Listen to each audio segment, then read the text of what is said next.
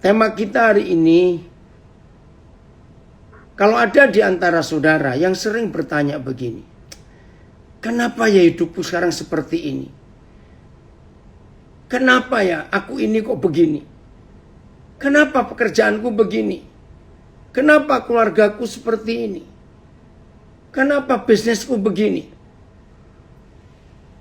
Apa saja bentuk pertanyaan yang muncul di hidup kita, apa saja fakta yang kita hadapi, khususnya kalau kita bertanya seperti itu, biasanya pasti hal-hal negatif, ya hal-hal yang jelek yang terjadi dalam hidup kita. Nah, semua pertanyaan mengapa, kenapa, kok bisa, hari ini kita akan menemukan jawabannya. Ternyata itu semua penyebabnya cuma satu. Nah, kalau ada di antara kita yang punya teman, punya saudara, punya sahabat, punya keluarga, yang sering bertanya seperti itu, kenapa? Kok bisa jadi begini tuh kenapa? Lalu seringkali ada kalimat ini. Saya percaya semua kita pasti pernah menanyakan, salahku apa? Saya percaya selama kita hidup, tidak ada manusia yang tidak pernah menanyakan kalimat ini, salahku apa? Coba renungkan. Kapan terakhir kali saudara mengucapkan kalimat itu, salahku apa? Ayo kita teliti, ada apa di balik kalimat pertanyaan, salahku apa? Ketika hal-hal yang tidak baik, yang tidak enak, yang negatif terjadi di hidup kita. Tenang sebentar ya saudara, tenang sebentar. Saudara sadar nggak? Kalau muncul pertanyaan itu di hidup kita, ini serius loh. Kita harus ngaku, kita harus rendah hati. Jangan sombong. Kalau sampai muncul pertanyaan itu di hidup kita, salahku apa? Sadar nggak? Sebetulnya kita sedang cari kambing hitam. Ini istilah dalam bahasa Indonesia. Kalau muncul pertanyaan, salahku apa? Sadar nggak bahwa kita sedang mengelak. Orang Surabaya bilang ngeles. Kita sedang menghindari. Itu bukan salahku. Nah, kita tunjuk seorang atau dua orang. Itu gara-gara dia.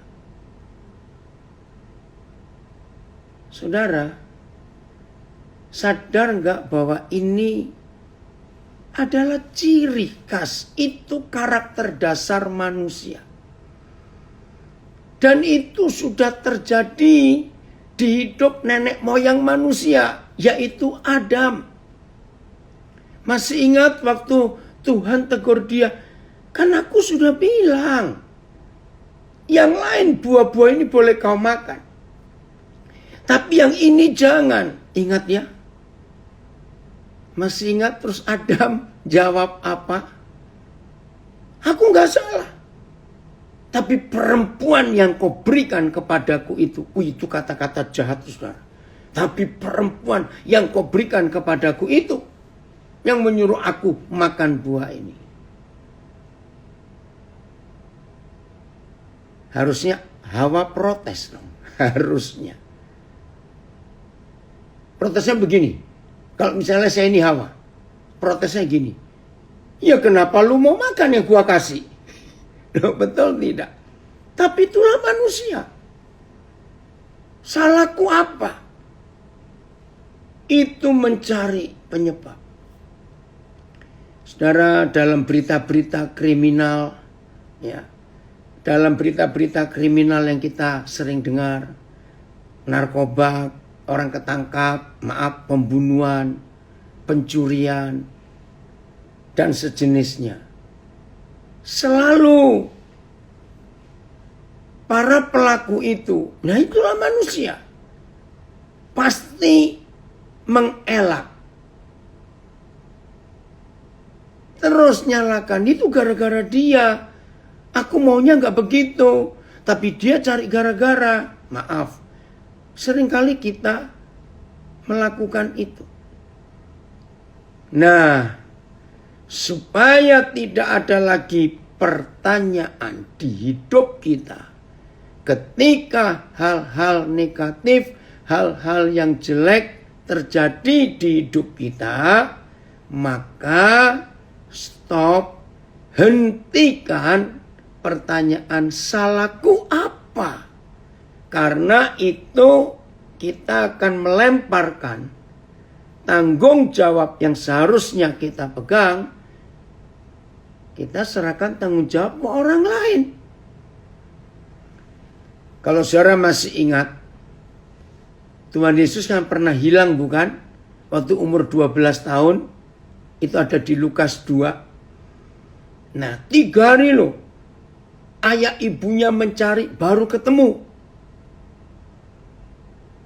Nah, coba kita mikir begini ya. Kalau ada anak hilang, ya, sesalah-salahnya anak itu. Coba perhatikan pertanyaan saya. Kalau ada anak hilang, sesalah-salahnya anak yang hilang itu, ya Pak, pasti dong anak itu yang salah. Karena dia kok bisa hilang. Tapi begini pertanyaan saya. Sesalah-salahnya anak itu. Setuju enggak? Saya pun sebagai orang tua. Setuju enggak kalau saya katakan? Sesalah-salahnya anak yang bisa hilang. Itu tetap salahnya orang tua. Saya percaya enggak ada yang enggak setuju. Kalau sampai ada yang enggak setuju, maka ketemu jawaban. Berarti itu bukan anakmu, gitu saja. Maaf. Betul tidak? Yang namanya anak kan tetap tanggung jawab orang tuanya. Nggak bisa kita salahkan siapa-siapa. Nah, kita lihat fakta ini. Ternyata kesalahan peristiwa Taman Eden terjadi juga dalam keluarga Yusuf dan Maria ketika anak mereka ini hilang. Coba kita lihat Lukas 2. Ayat 44. Lukas 2 ayat 44. Oh, ada yang komen di Facebook. Jadi mencari kambing hitam itu sudah karakter dari Mbah. Kok Mbah Adam ya? Betul. Itu dia. Sudah Lukas 2. Ada yang nayangkan Alkitab? Kalau tidak ada saya baca di sini ya. Lihat Lukas 2 ayat 44. Karena mereka menyangka bahwa Yesus ada di antara orang-orang seperjalanan mereka. Saudara ngerti nggak kalimat Yusuf dan Maria ini? Mereka menyangka bahwa anaknya ini, oh pasti ikut itu, tante itu, mungkin ikut keluarga itu. Saudara tahu kesalahannya? Ini mengelak dari tanggung jawab. Ya nggak boleh loh. Urusan anak kok diserahkan ke tanggung jawab teman-teman seperjalanan mereka. Nggak bisa. Tetap tanggung jawabnya orang tua. Belum selesai. Masih ada pertanyaan, salahku apa? Lihat kalimat berikut, ayat yang ke-44. Lalu berjalanlah mereka sehari perjalanan jauhnya.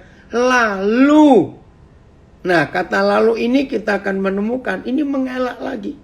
Lalu mencari dia di antara kaum keluarga dan kenalan mereka. Nah, lihat.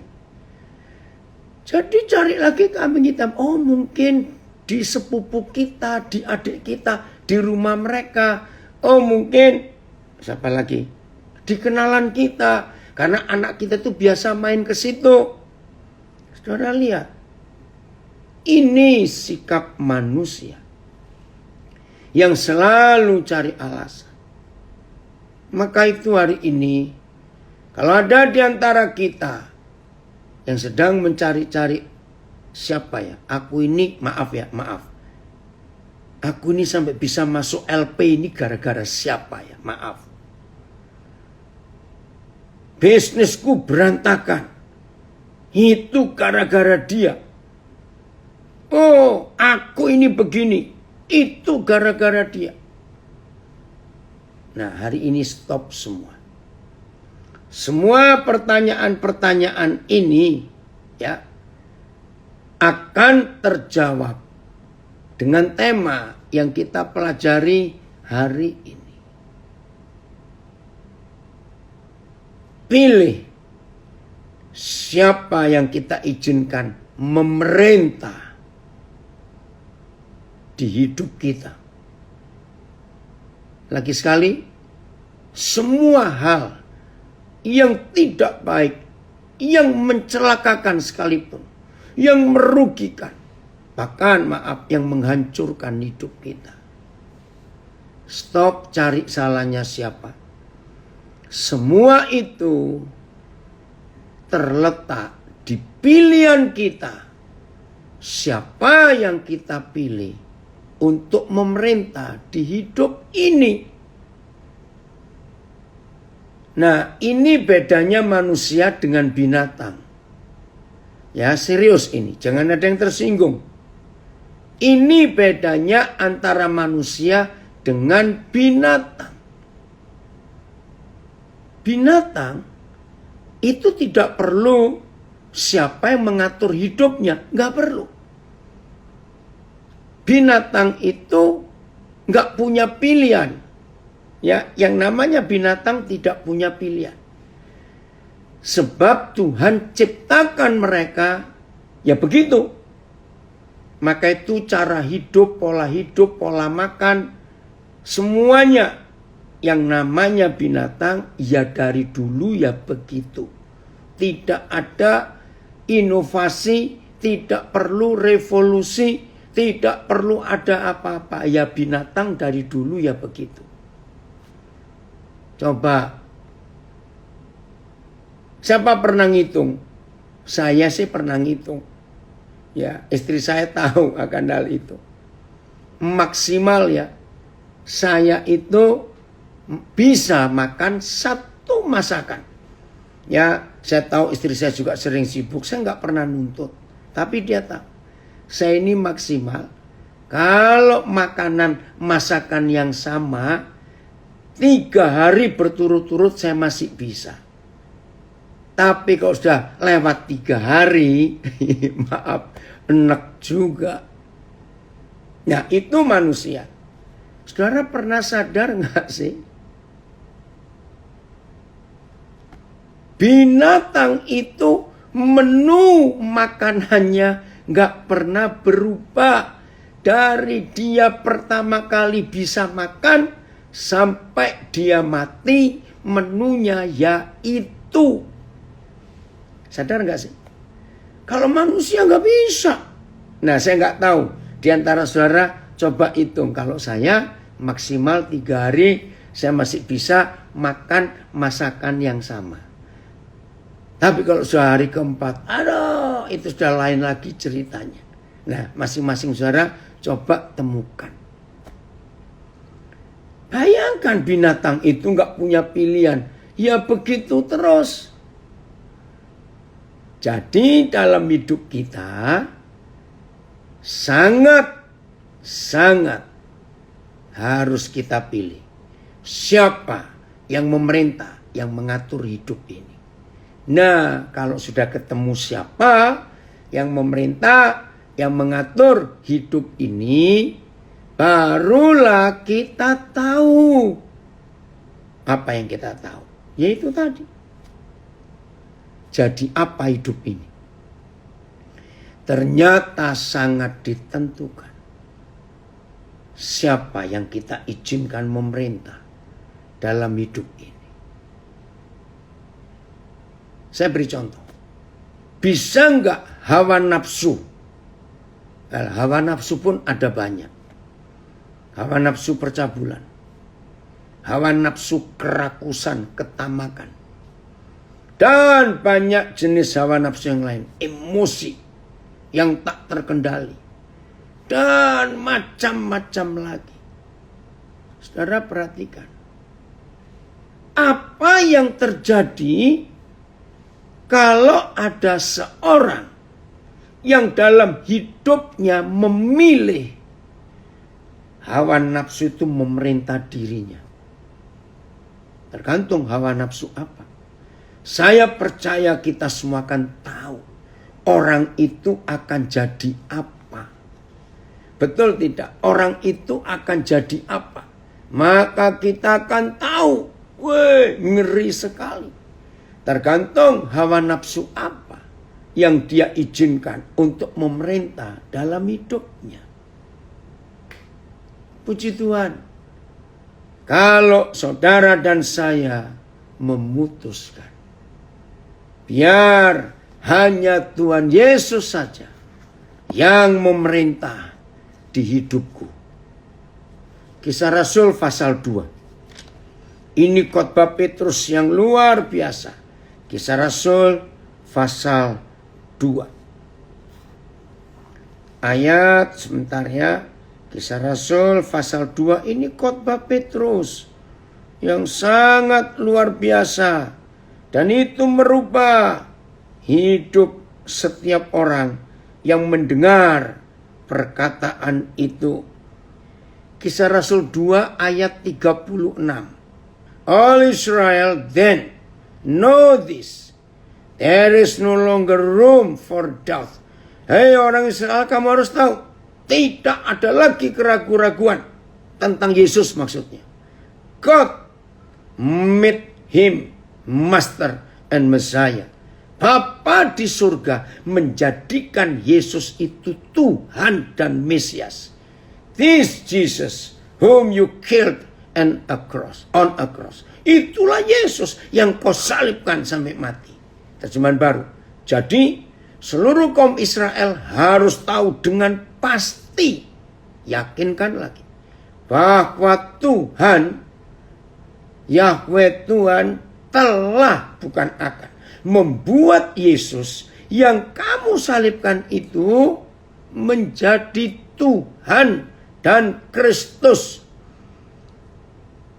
Inilah ayat yang sangat jelas.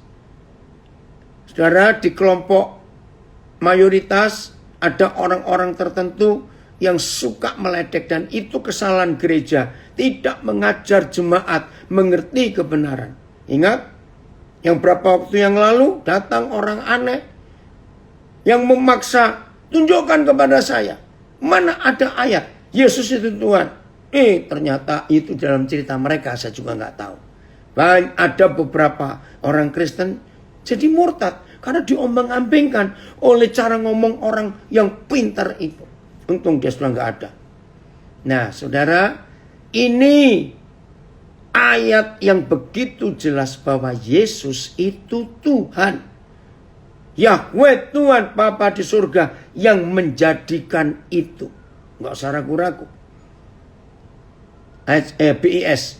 Itu sebabnya semua orang Israel harus tahu betul-betul bahwa Yesus yang kalian salibkan itu. Yesus itulah juga yang sudah dijadikan oleh Yahweh Tuhan menjadi Tuhan dan Raja Penyelamat. Luar biasa. Menjadi Tuhan dan Raja Penyelamat. Ayo. Mau debat apa lagi? Mau ragu apa lagi? Nah, sekarang masalah muncul. Memang. Dan tidak kita ragukan lagi. Bapa di surga, setelah Yesus bangkit, menjadikan Yesus itu Tuhan dan Raja Penyelamat, kita nggak usah ragu-ragu. Itu memang sudah terjadi. Dan posisi Yesus yang adalah Tuhan dan Mesias, Raja Penyelamat, posisi itu tidak bisa diganggu-gugat oleh siapapun. Nggak bisa. Itu sudah final. Ya, sudah final. Nggak bisa diganggu-gugat.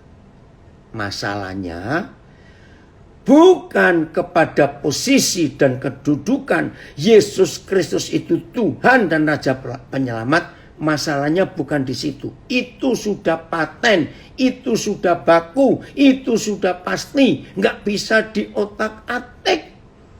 Yesus itu Tuhan dan Raja Penyelamat. Saya percaya semua kita setuju. Tapi masalahnya, di hidup saudara dan hidup saya, bisa nggak ada tuan-tuan lain yang memerintah kita? Maaf, saya tanya lagi. Masalahnya di sini. Yesus itu jelas sudah Tuhan dan Raja Penyelamat. Kita nggak usah meragukan. Yang nggak percaya silakan. Ya, sama seperti begini ilustrasi saya. Ada orang yang ngotot. Sebenarnya bukan ngotot, itu bodoh. Semua orang tahu dan percaya. Nggak cuma tahu dan percaya. Bumi ini kan berputar. Betul? Bumi itu nggak diam loh. Kalau diam, kita akan terlempar semua keluar. Ngerti nggak dalam ilmu fisika? Karena kan bumi ini bulat. Coba lihat kita saja ya. Yang ada di garis khatulistiwa. Coba merem sebentar. Sebetulnya posisi kita ya secara fakta, posisi secara fakta. Coba merem sebentar. Bumi ini bulat dan kita Indonesia itu ada di tengah. Ya bagian tengah. Sadar nggak? Sebetulnya posisi berdiri kita itu bagaimana sih? Ternyata itu tegak lurus. Ini bumi ya. Nah kita di tengah. Seharusnya posisi kita itu miring begini loh saudara. Bisa sadar nggak itu? Nah ini kalau nggak diputar, bumi itu terus diam, kita tuh jatuh. Nah apalagi yang bagian Australia, Argentina bagian selatan, yang di Selandia Baru, bisa tahu? Orang Jawa bilang jungkel dia.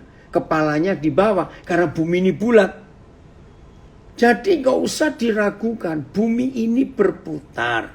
Nah tapi ada orang yang oo-nya pol. Maaf saya berkata. Ngotot. Aku gak percaya. Bumi ini berputar. Loh kenapa kamu gak percaya? Aku gak keroso itu. Aku gak merasa. Ayo tertawakan orang seperti itu. Nah ini loh ilustrasinya. Kita merasa atau tidak. Ya bumi tetap berputar. Itu fakta. Nah ini saya berikan ilustrasi. Yesus itu Tuhan. Itu fakta. Udah gak usah diotak-atik. Tapi kalau dia tidak kita jadikan Tuhan di hidup kita. Apa itu Tuhan? Begini definisi Tuhan. Ya, penguasa tunggal. Maaf, penguasa mutlak atas hidup kita. Dan pemilik tunggal atas diri kita. Wih, ini luar biasa. Waktu Roh Kudus mengajarkan saya arti kata Tuhan itu ada yang komen lagi di Facebook. Jangan lagi bumi berputar, malah ada yang ngotot kalau bumi ini datar. Biarin ya.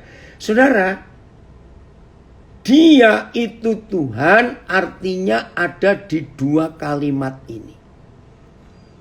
Penguasa mutlak atas hidup kita. Dan pemilik satu-satunya atas diri kita.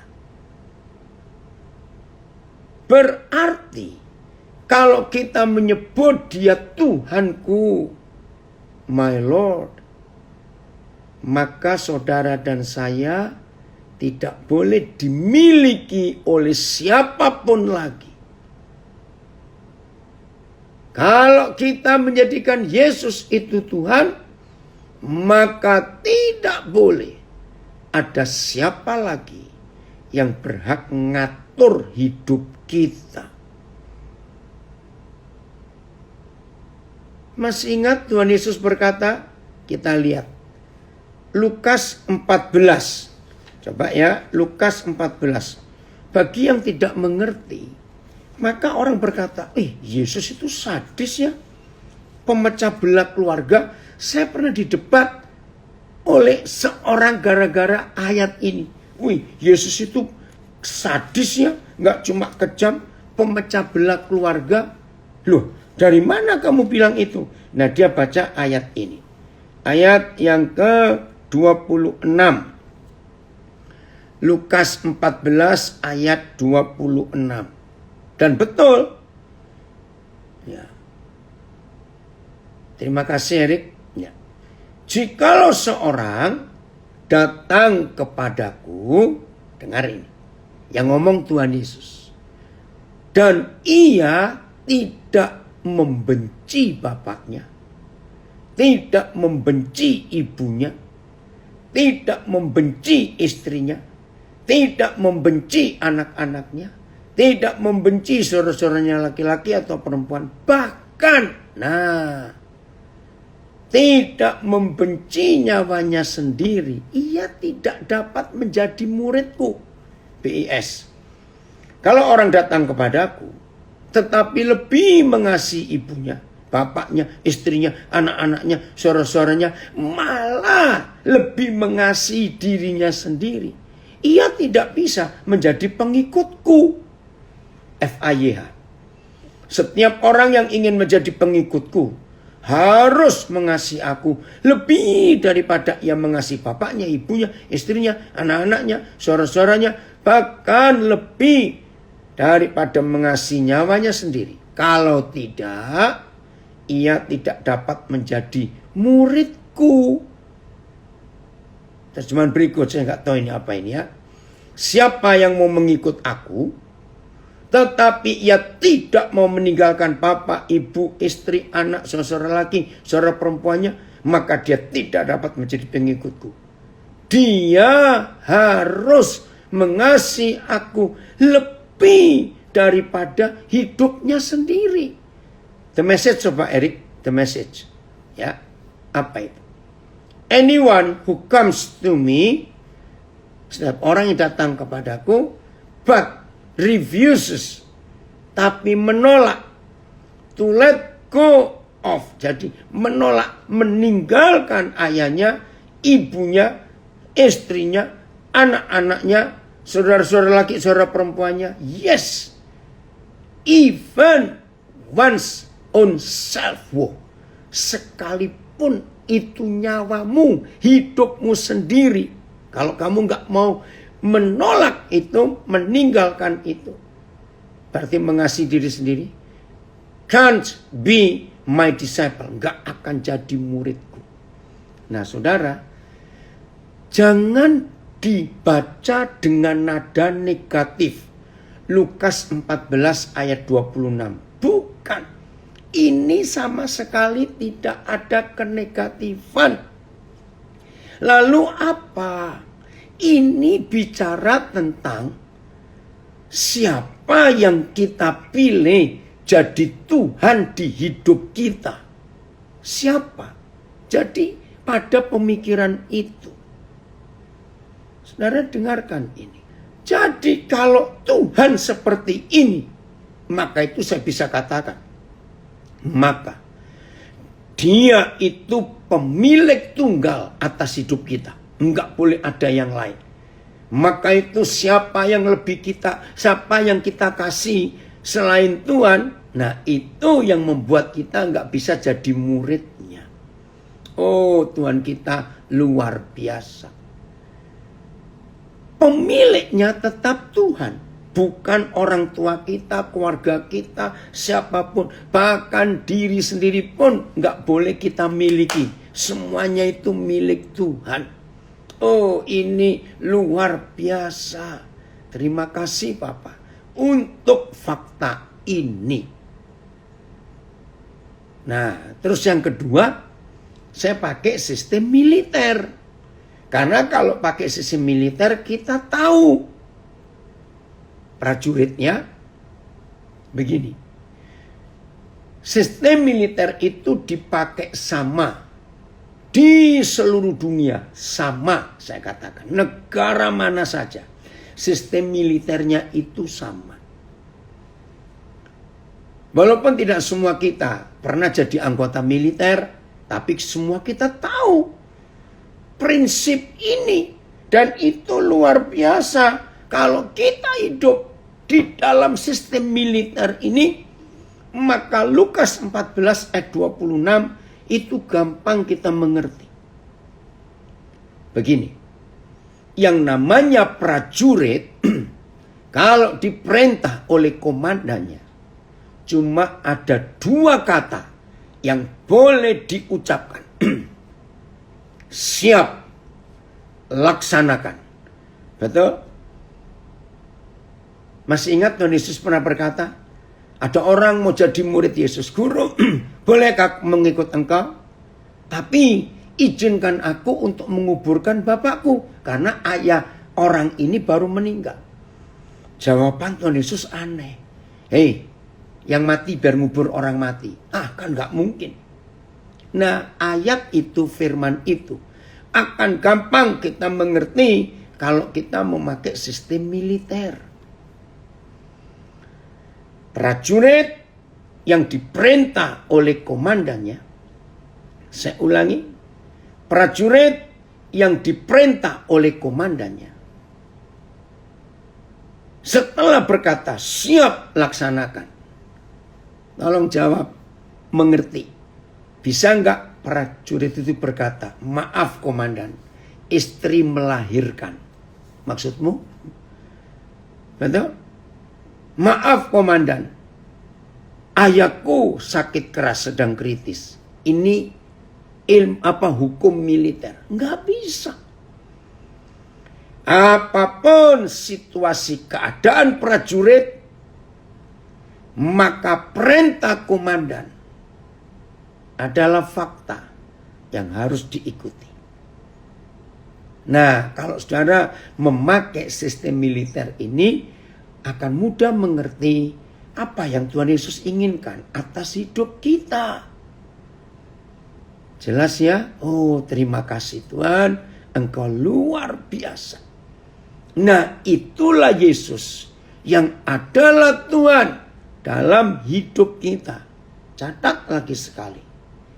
Pemilik tunggal atas diri kita dan penguasa mutlak atas hidup ini. Saudara renungkan. Ketika setan-setan tahu, ya, saya ulangi, ketika setan-setan tahu bahwa pemilik tunggal di hidup kita adalah Tuhan Yesus, ketika setan-setan tahu penguasa mutlak loh, berarti cuma satu-satunya atas hidup ini ialah Tuhan Yesus. Coba saya balik untuk mengingatkan. Saudara sadar enggak bahwa bagi setan dan semua antek-anteknya dan semua anak buahnya dan semua tentara nerakanya, bagi mereka Tuhan Yesus Kristus itu harus mereka hormati dan tunduk. Kenapa? Karena tidak ada pribadi lain di seluruh alam semesta ini yang pernah mampu menaklukkan dan menghancurkan total seluruh kekuatan kerajaan neraka dan kerajaan setan selain Tuhan Yesus yang sudah pernah bangkit. Tolong perhatikan ini. Jadi bagi setan, begitu mereka tahu, dengarkan, bagi setan-setan, begitu mereka tahu, saudara dan saya itu mutlak milik Tuhan Yesus Kristus, jangan lagi dia bisa nyentuh kita. Enggak. Ketika setan-setan tahu bahwa Yesus itu Tuhan di hidup kita, yang artinya penguasa mutlak dan pemilik tunggal. Ketika setan-setan tahu bahwa kita ada pemiliknya, dan pemilik kita itu yang pernah mengalahkan mereka sekali, tapi untuk selamanya. Maka ketika setan tahu itu, jangan lagi nyentuh, jangan lagi dekat-dekat kita. Noleh ke kita saja, setan sudah takut. Loh kenapa? Karena ada Yesus yang memiliki kita. Ini serius. Mereka noleh ke kita saja, enggak saudara. Sama sekali tidak. Karena mereka tahu, ada Tuhan Yesus Kristus yang sudah mengalahkan kita. Dan orang itu miliknya mutlak. Mudah-mudahan tidak ada lagi di antara kita yang mendengar pengajaran ini baik via Zoom, via Facebook, ya, via Instagram maupun yang mendengar rekaman audio ini. Mulai hari ini tidak ada lagi seorang pun di antara kita yang meragukan lagi ketuhanan Yesus dan kepemilikan atas kita. Puji Tuhan, ada komen dari Nias. Amin. Yes, haleluya. Yauh, Raya. Ya. Inilah Tuhan. Saudara, saya pakai kalimat kata manusia. Mudah-mudahan apa yang kita tahu tentang Tuhan itu sampai pada kalimat ini, maka tidak ada lagi orang-orang yang menanyakan, kenapa kok bisa begini? Kenapa bisnisku begini? Kenapa usahaku begini? Kenapa hidupku begini? Kenapa aku ini sakit tuh gak sembuh-sembuh? Kenapa? Gak ada lagi yang bertanya seperti itu. Apalagi bertanya, salahku apa? Aku ini kurang apa? Aduh, maaf. Kalau sampai ada yang tanya, aku ini kurang apa? Kalau saya Tuhan, saya jawab, kurang ajar gitu aja. Maaf ya, maaf. Hari ini, saudara dan saya menemukan jawaban. Semua pertanyaan itu yang menentukan adalah siapa yang kita pilih jadi penguasa mutlak atas hidup ini dan pemilik tunggal.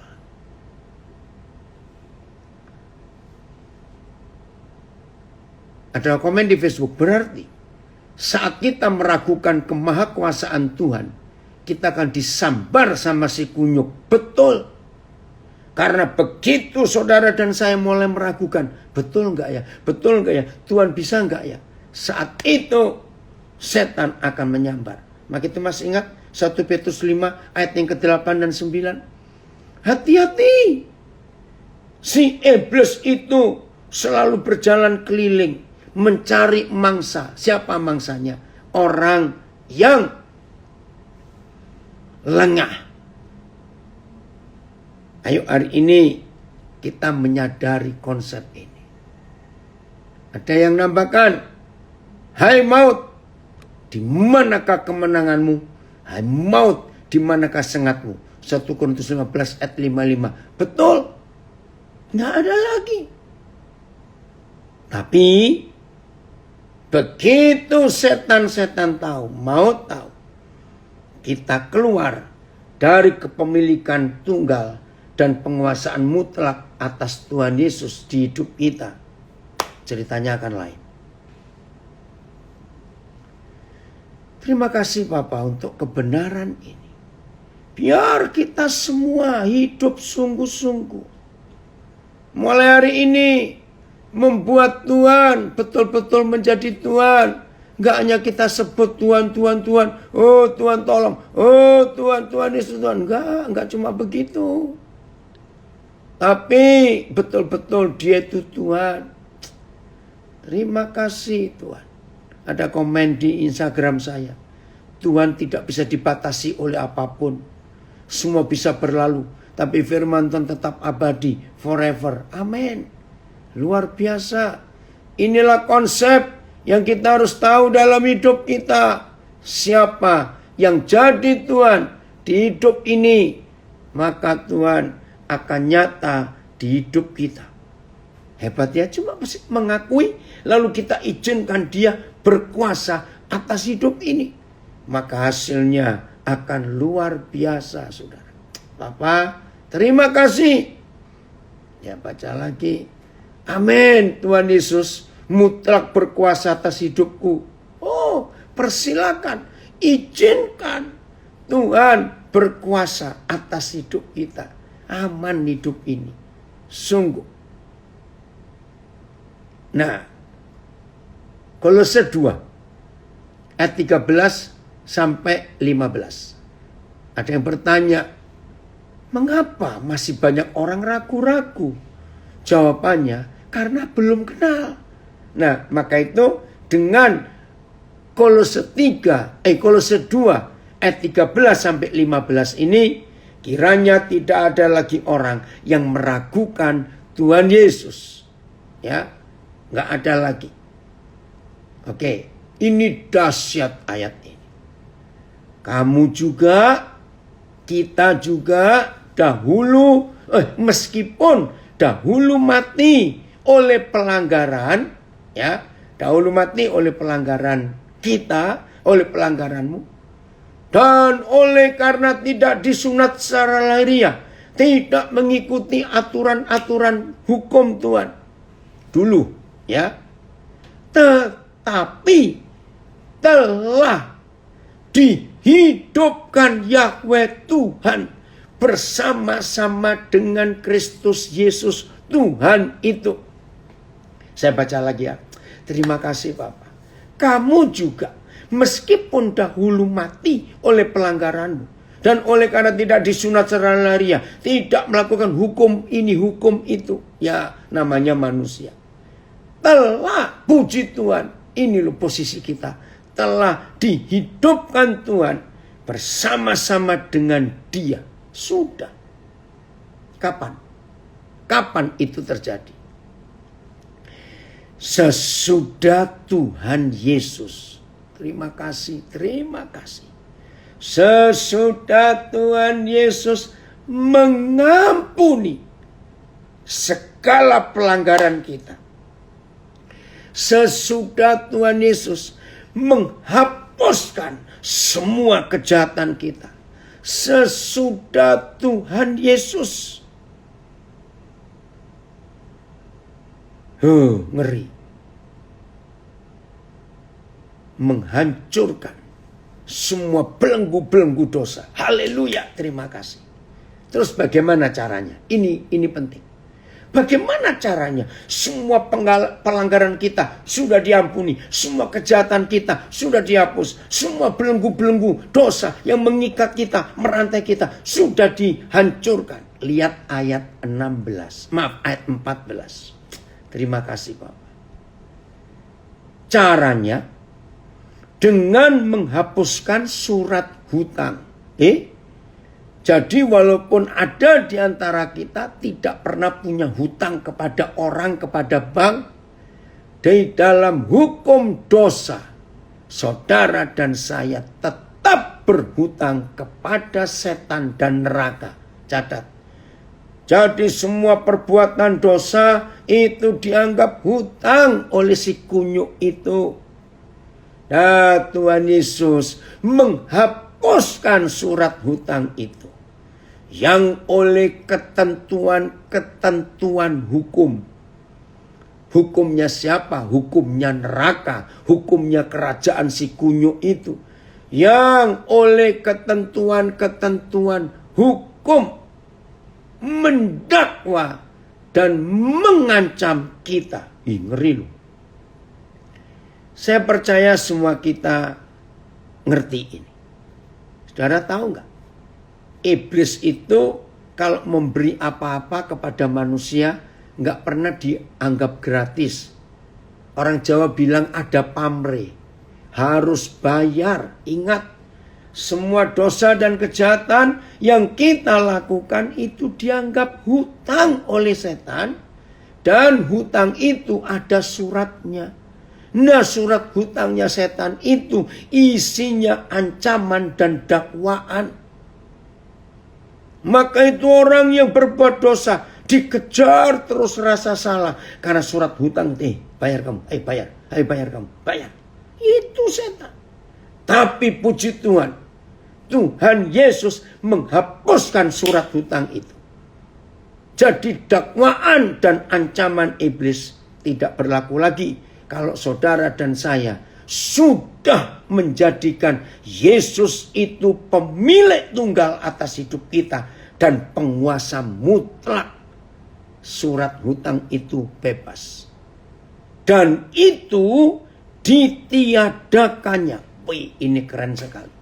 Dan surat hutang yang isinya dakwaan dan ancaman itu ditiadakannya.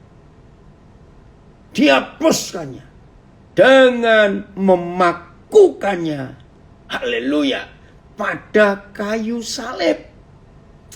Terima kasih Tuhan. Walaupun tanda salib tidak diperintahkan untuk kita pakai, tapi nggak apa-apa.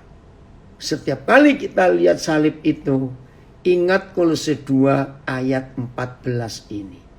Aku sudah bebas. Hutangku sudah dibayar lunas oleh Tuhan Yesus. Keren bukan? Nah, inilah yang kita harus tahu. Ditiadakannya dengan memakukannya pada kayu salib. Hebat sekali. Berarti sekarang kita merdeka. Kita sekarang bebas. Karena gak ada lagi.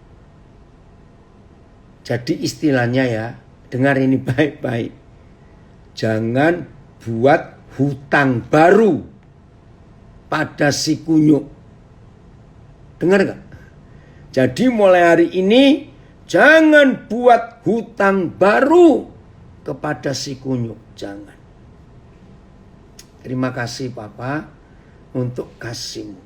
Bebas. Ayat 15. Nah, bagaimana caranya? Surat hutang itu lunas, terus musuh dikalahkan. Bagaimana? Sangat benar di Facebook. Iblis itu bapak segala dusta dan penuduh yang sangat ahli untuk mengungkit-ungkit masa lalu. Betul. Terima kasih Papa. Bagaimana caranya? Lihat ayat 15. Iya, Yesus Kristus Tuhan kita telah, bukan akan, telah melucuti pemerintah-pemerintah dan penguasa-penguasa. Nah, ini dia. Saya senang melihat ayat 15 ini. Gak ada yang bisa mengalahkan iblis, mengalahkan Tuhan Yesus. Karena iblis sudah dilucuti. Pemerintah dan penguasa, otoritas mereka sudah dilucuti. Dengarkan. Ini yang saya katakan tadi. Begitu si kunyuk dengan antek-anteknya tahu bahwa yang jadi pemilik tunggal atas hidup saudara dan hidup saya. Dan ketika setan-setan tahu yang menjadi penguasa mutlak atas hidup kita itu adalah Tuhan Yesus Kristus. Maka setan ingat tulisan ini. Kolose 2 ayat 15.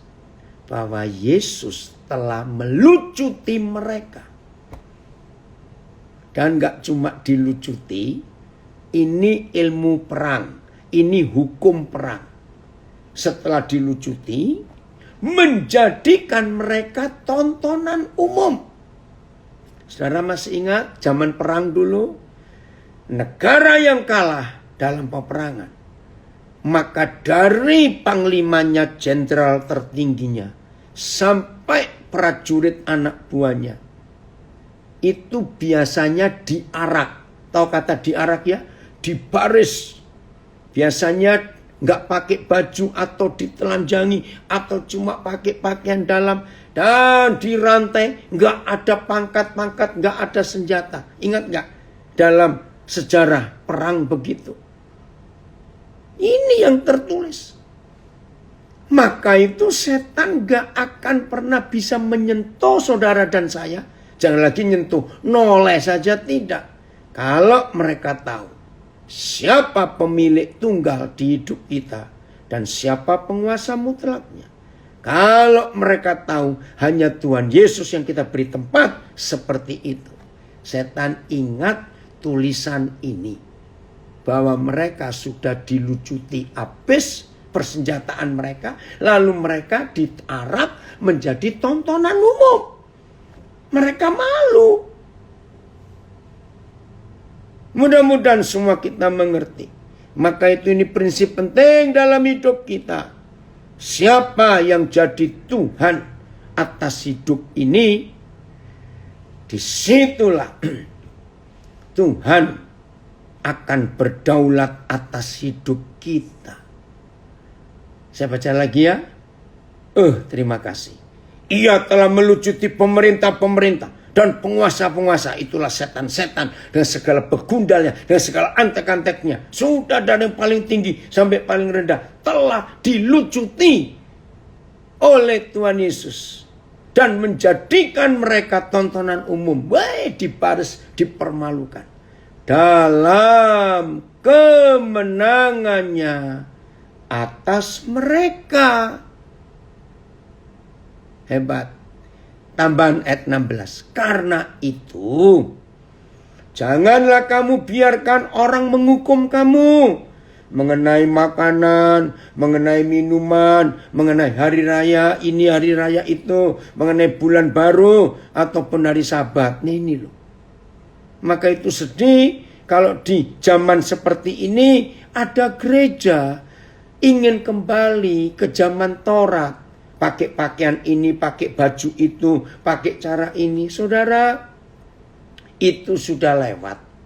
Kita sudah dimerdekakan. Ngapain kita membelenggu diri kita lagi? Jelas ya? Oh, puji Tuhan. Maka itu saya ingatkan sering. Yesus itu Yesus. Nggak perlu Yesus plus.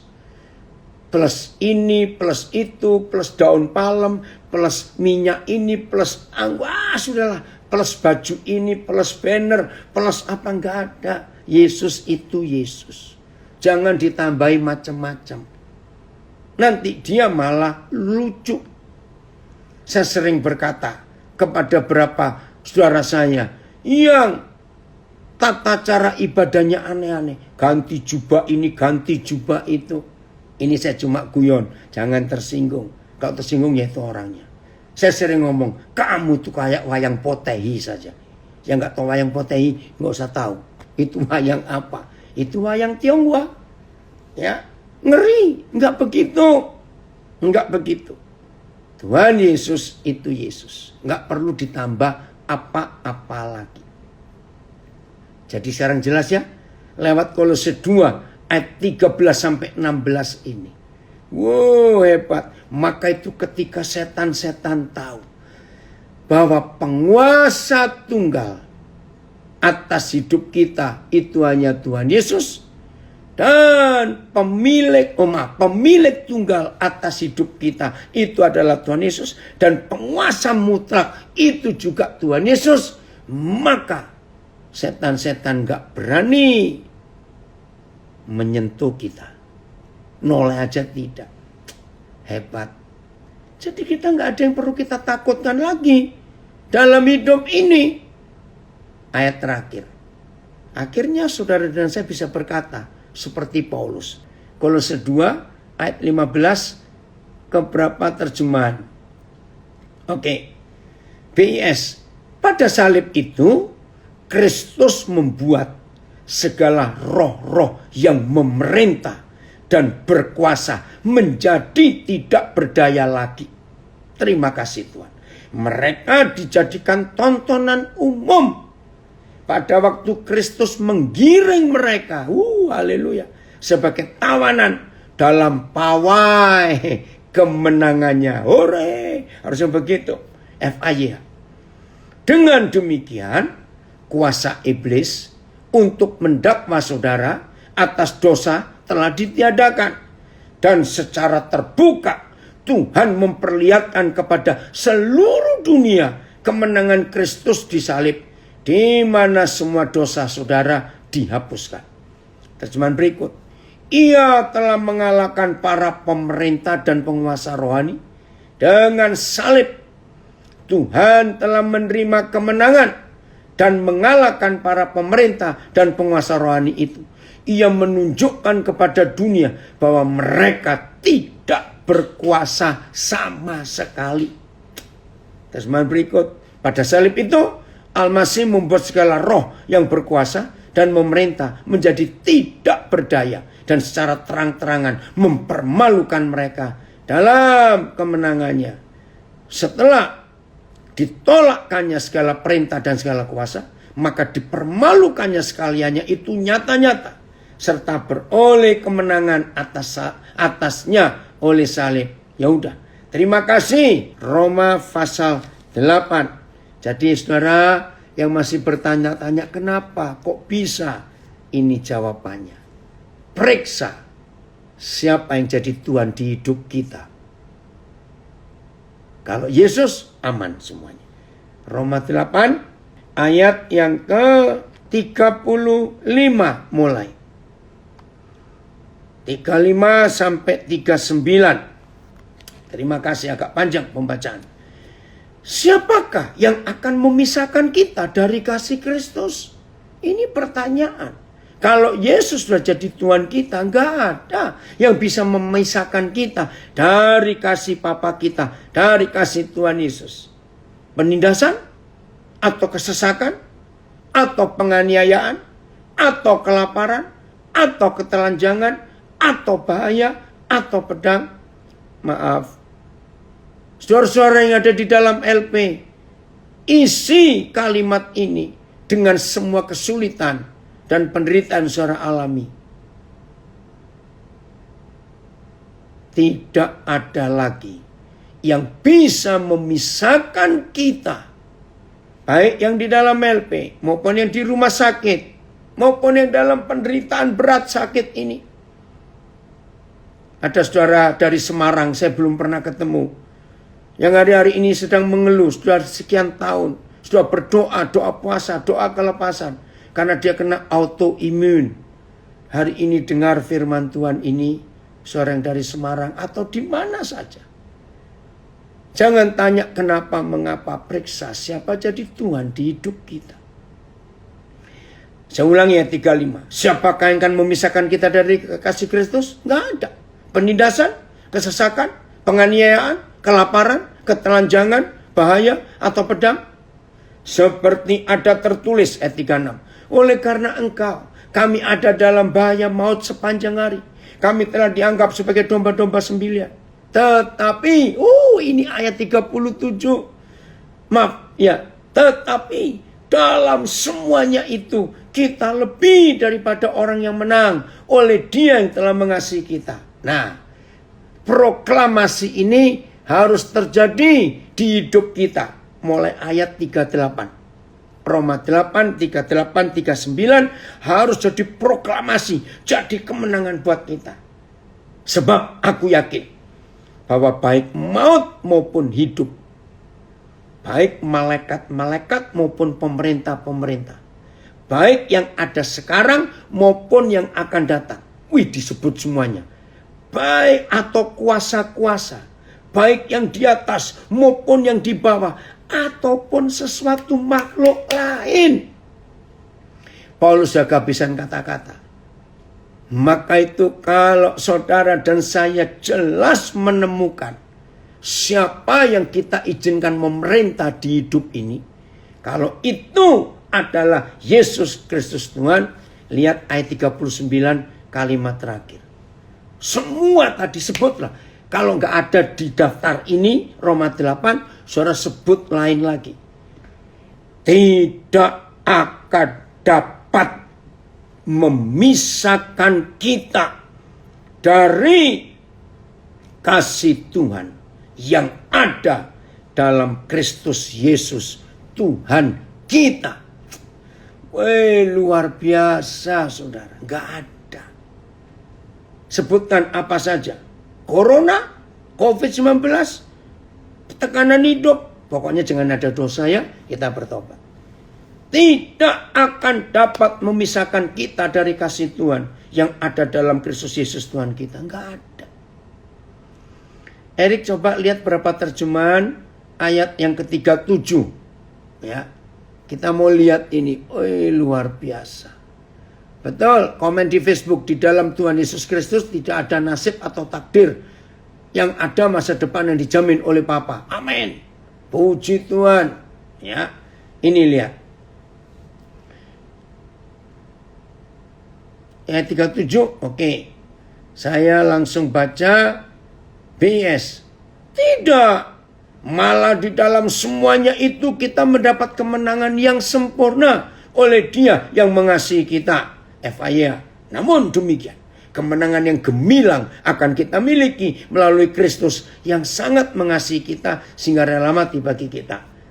Tetapi dalam semua hal itu kita menerima kemenangan penuh. Ya, kemenangan penuh melalui Tuhan yang sudah menyatakan kasih-Nya kepada kita.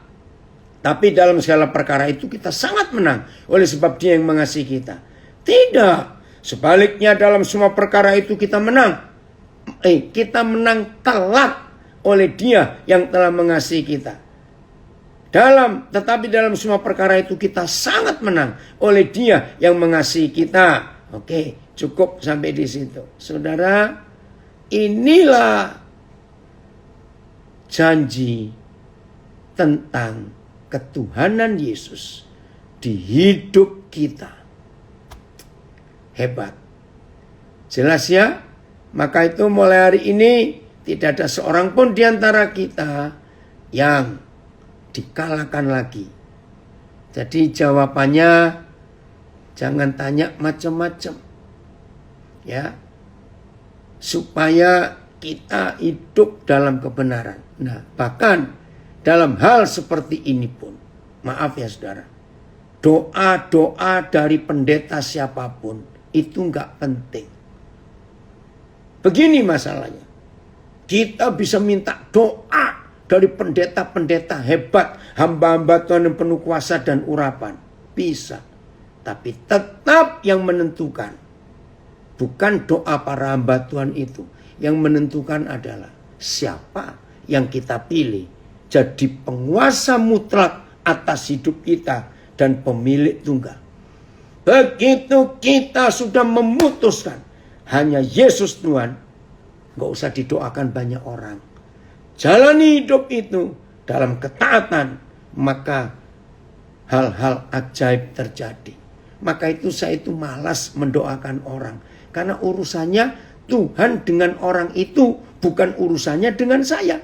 Urusan saya pribadi dengan Tuhan. Jelas ya? Maka itu banyak gereja syok ketika saya mengajar. Nggak perlu didoakan. Yang menentukan itu kita. Setelah kebaktian, pendeta, ayo maju ke depan. Siapa mau didoakan? Nggak bisa. Doakan sampai berbusa mulut ini. Tapi kalau orang itu tidak menjadikan Yesus itu penguasa tunggal dan penguasa mutlak dan pemilik tunggal atas hidup kita, siapapun yang mendoakan tidak akan jadi jawaban masing-masing kita dengan Tuhan. Saudara-saudara yang di LP, mungkin ada yang ditolak gerasi saudara nggak dapat remisi, saudara PB-nya nggak ada yang ngurus. Hari ini stop usaha semua itu dulu, renungkan, tanya siapa yang jadi pemilik tunggal atas hidupku dan penguasa mutlak atas diriku. Kalau saudara menemukan itu, Tuhan Yesus, aman hidup saudara. Ini yang luar biasa. Saudara masih ingat lagunya Sarisi Morangkir? Berdaulat atas hidupku, ku berserah penuh. Engkaulah Raja, Engkaulah Tuhan, berdaulat atas hidupku, ku berserah penuh. Oh, terima kasih Bapak. Kalau pujian ini jadi kenyataan dalam hidup kita, yakinkan diri, semuanya indah. Betul, komen dari Facebook, jadi semua kembali ke diri sendiri, taat atau tidak. Itulah rahasia besarnya. Betul, siapa yang jadi Tuhan di hidup kita? Tuhan Yesus memberkati kita semua. Kalau semua kita mengizinkan Yesus itu satu-satunya Tuhan, hidup ini aman. Puji Tuhan, sampai ketemu lagi.